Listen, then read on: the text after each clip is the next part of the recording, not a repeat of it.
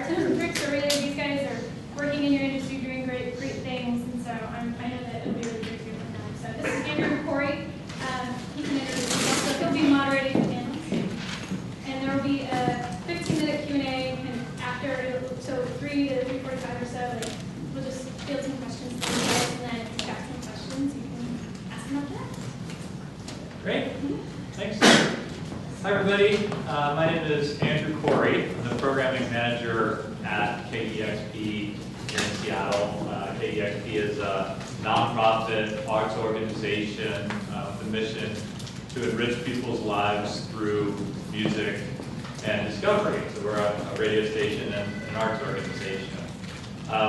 We are here today, and the purpose of this panel, I think, is to take some of the concepts that we've discussed sort of at a high level, and then through the breakout sessions, and take those down sort of a notch and make them very specific, and help you guys hear a little bit about and learn a little bit about the specific set of experiences, approach, challenges, successes that this great group of panelists have been able to see and produce in their organizations.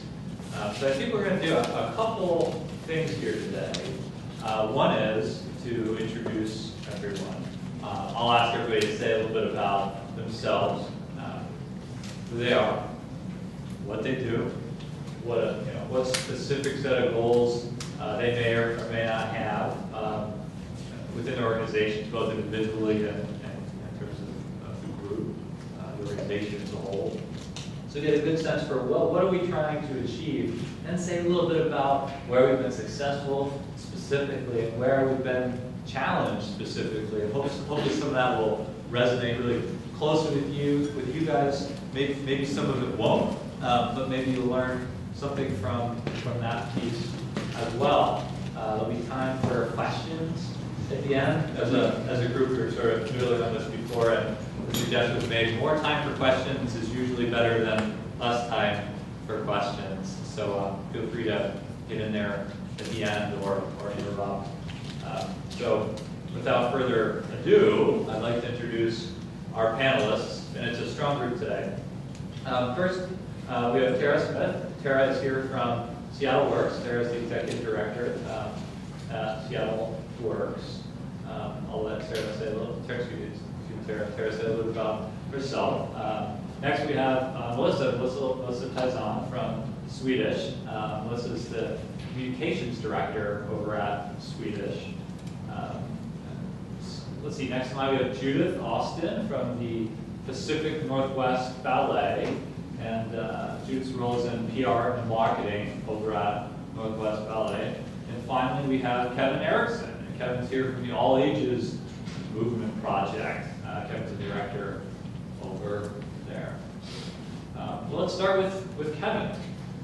Yeah, thanks for listening and thanks for inviting me. All Ages Movement Project is a national network of about 200 organizations around the country.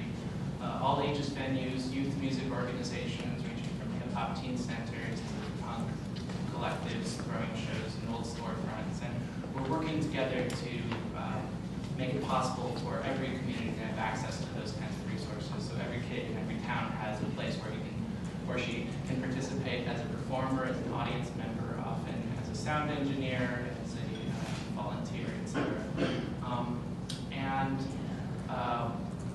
We do that by creating resources. We have a book that just came out, which is a collection of best practices from around the country, sharing knowledge, hosting convenings, doing training, and one-on-one consulting with local organizers, and through advocacy work on the policy front and with the media and with other overlapping constituents, like the arts education folks, the arts philanthropy folks, the youth civic engagement field, etc., connecting all those dots.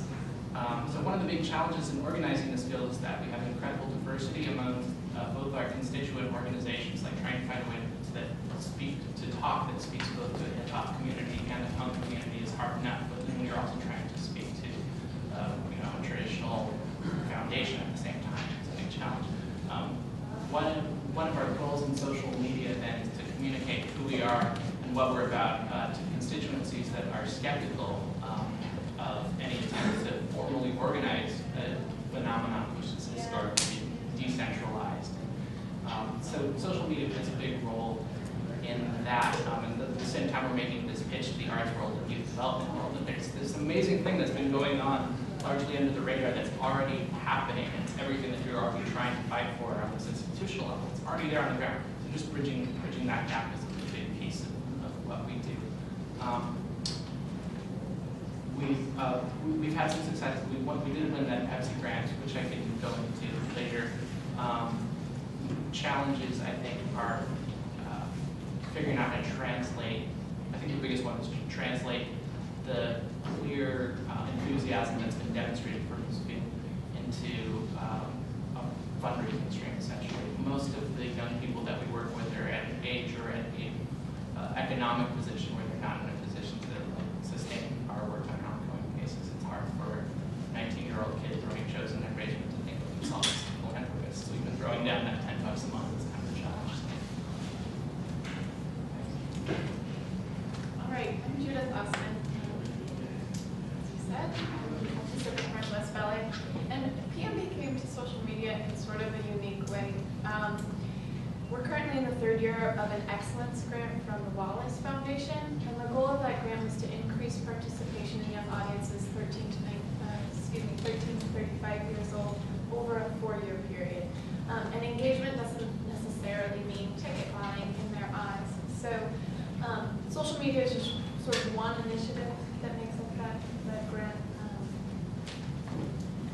But what we heard over and over again from the focus groups that we conducted as another part of the grant was that people, potential audience members, people who identified as already engaged in the arts but not current ballet patrons, they said that they didn't know anything about dance or ballet, and what they did know usually involved Nutcracker. So we sort of jokingly refer to Nutcracker as the gateway drug. We want people to come to see Nutcracker, and we don't want them to stop there. We want them to continue going back to other shows and expand their idea of what dance can be. And PMB definitely offers a variety of programming for people to continue exploring. So as a consequence of those focus groups, PMB's social media efforts are designed specifically to educate and engage audiences. We're just beginning to sort of test the waters with fundraising, so I can't offer too many insights with regard to that, but mostly engagement and education of everything that PMB has to offer, from background on our productions. We do that mostly in the form of rehearsal footage and videos of rehearsal and images as well to give people sort of the in-studio perspective before they arrive at the theater. Also, we do similar things in our costume shop and our scene shop to how to sign your kids up for dance classes themselves when they leave the production and decide they want to be a ballerina, where to go to sign up for classes and Pilates classes for the parents. So in terms of goals, we're active on Facebook and Twitter and YouTube. We have strong followings on all those channels. And our goals for this year are to increase to, in just intangible terms, to about 15,000 Facebook fans and 3,000 Twitter followers by the end of June 2011. Those numbers aren't arbitrary. They're consistent with our peer organizations, which are other ballet companies of similar size. Boston Ballet, San Francisco, and New York City Ballet.